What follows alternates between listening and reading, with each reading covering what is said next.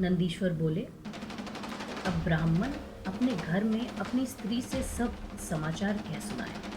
समय पर उसकी स्त्री गर्भवती हुई। पश्चात गुरु के केंद्र स्थान में होने पर, शुभ लग्न में सुंदर योग होने पर, चंद्रमा के समान मुख वाला पुत्र उस ब्राह्मण की स्त्री सुचिष्मति से शुक्ति का गृह में उत्पन्न हुआ। ब्रह्मा जी ने बालक का जात कर्म संस्कार किया और श्रुतियों को विचार कर उसके अनुरूप उसका गृहपति नाम रखा।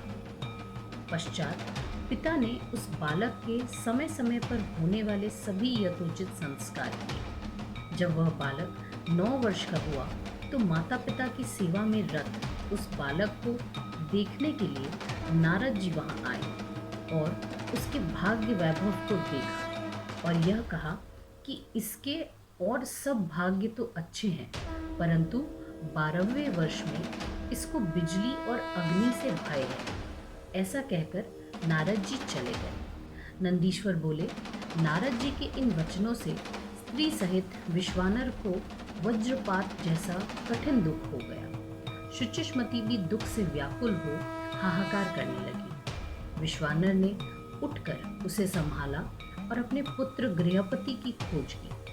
गृहपति कहीं बाहर गया था। पिता का शब्द सुनते ही दौड़ा हुआ वहां आया और दोनों को रोने का कारण पूछने लगा। फिर कहा, आपके चरणों की रज के प्रताप से और कोई विघ्न तो क्या, काल भी मुझे नहीं मार सकता। यदि मैं आपका पुत्र हूँ तो मृत्यु विजय शिव मंत्र को जप कर मृत्यु से अपनी रक्षा कर लूंगा। यह सुन उसके माता पिता ने कहा, हे वत्स, अवश्य ही मृत्युंजय शिव की आराधना से समस्त विघ्नों का नाश हो जाता है। इसी प्रकार जब श्वेत केतु कालपाश में बांधा गया था तो शिवजी ने उसकी रक्षा की। अतएव हे पुत्र, तुम भी उन्हीं शिवजी की शरण में जाओ।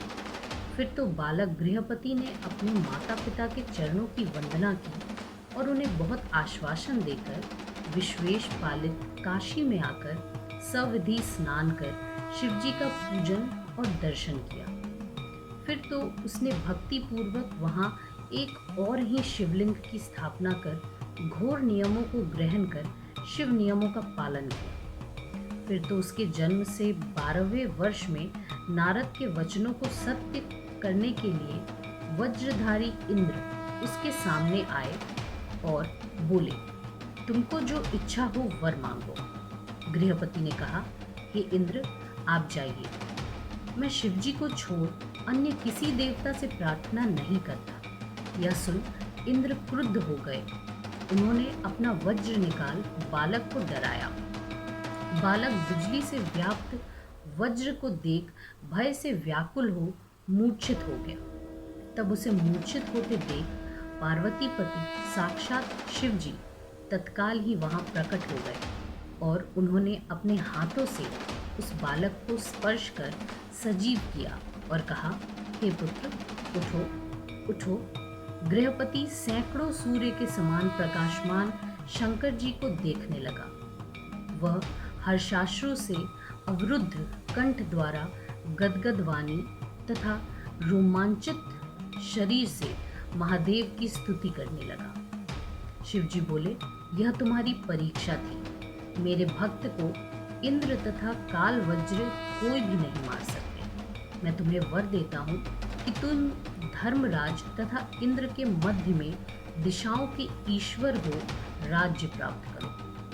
तुमने यह जो मेरा लिंग स्थापित किया है, इसके तेज के आगे कोई नहीं ठहर सकता। इससे इसका नाम अग्नीश्वर हुआ। यह अग्नीश्वर महादेव भक्तों को बिजली तथा अग्नि से बचाते रहेंगे और यदि दैव योग से उनकी मृत्यु काशी में न हो तो भी वह अग्नि लोक का भागी होगा। ऐसा कहकर उसे अग्नीश्वर की दिशाओं का राज्य दिया तथा स्वयं उसके स्थापित लिंग में प्रवेश कर गए। इस प्रकार गृहपति का अवतार संपूर्ण हुआ।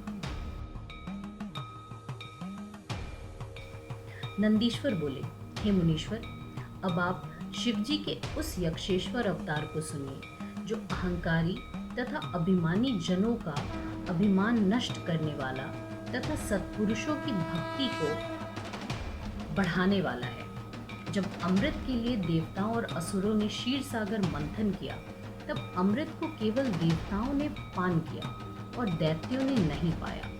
इससे देवता दैत्यों का बड़ा द्वंद्व हुआ और राहु के भय से पीड़ित चंद्रमा भाग गए। शिवजी ने चंद्रमा को अपने सिर पर धारण कर उसकी रक्षा की।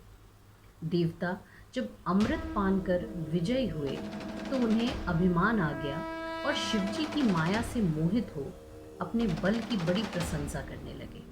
तब उन्हें गर्वित हुआ देख शिवजी यक्ष का रूप धारण कर उनके पास आए और पूछा कि तुम लोग यहाँ किस कारण स्थित हो, मुझे ठीक ठीक बतलाओ।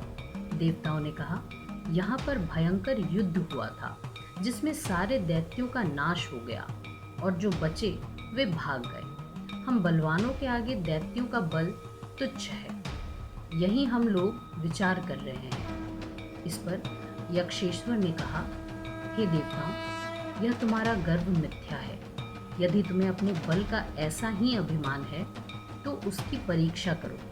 मैं यही एक तिनका स्थापित करता हूँ, तुम लोग इस तिनके को अपने अस्त्रों से काट दो। ऐसा कहकर उन यक्ष रूपी रुद्र ने देवताओं के आगे एक तिनका फेंक दिया। सभी वीर अभिमानी विष्णु आदि देवता अपना पुरुषार्थ कर उस पर अपने अपने शस्त्र चलाने लगे, परंतु उस तिनके को नहीं काट सके। देवताओं को आश्चर्य हुआ। तब उनके इस आश्चर्य को दूर करने के लिए वहां तत्क्षण यह आकाशवाणी हुई कि यह यक्ष सब गर्वों के विनाशक शंकर महादेव हैं। इन्हीं के बल से तो सारे जीव बली हैं। यही तुम्हारे प्रभु शंकर हैं।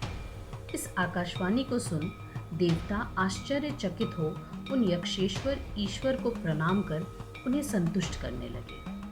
शिवजी का यह निर्मल इतिहास सबका अभिमान नाशक और सज्जनों को शांति देने वाला है। इससे सज्जनों को भक्ति मुक्ति प्राप्त होती है और अंत में समय आने पर उसे मोक्ष भी प्राप्त होता है।